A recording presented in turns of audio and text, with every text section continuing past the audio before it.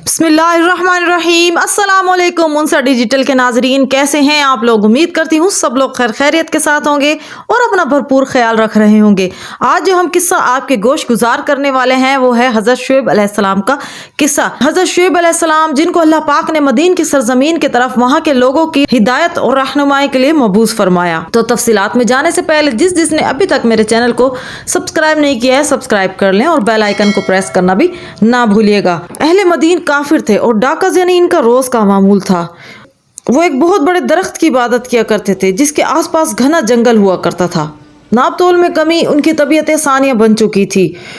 वो लोग किसी सूरत भी डंडी मारने से नहीं चूकते थे। जब देते तो कम देते और लेते तो ज्यादा से ज्यादा हथियाने की कोशिश किया करते थे। तो हज़रत शुएब अलैहिस्सलाम ने फिर उनको उनके बुरे मामलात से दूर रहने की हिदायत की, लेकिन वो लोग बाज ना आए। उन्हें अल्लाह पाक की वहदानियत की दावत दी, लेकिन उन्होंने नहीं माना। बस चंद एक लोग ऐसे थे जो आपकी बात मान कर राह हिदायत पर आ गए थे, लेकिन बाकी इसी तरह काफिर के काफिर ही रहे।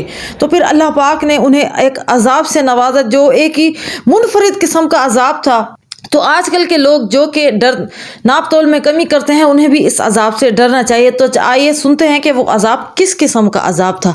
अल्लाह पाक ने पहले तो 7 दिन शदीद किस्म का हब्स बर्पा किए रखा मदीन के सरजमीन पर। लोगों का दिल फट रहा था गर्मी की शिद्दत से। इस किस्म की शिद्दत में पानी भी किसी कदर कारगर साबित नहीं हो रहा था।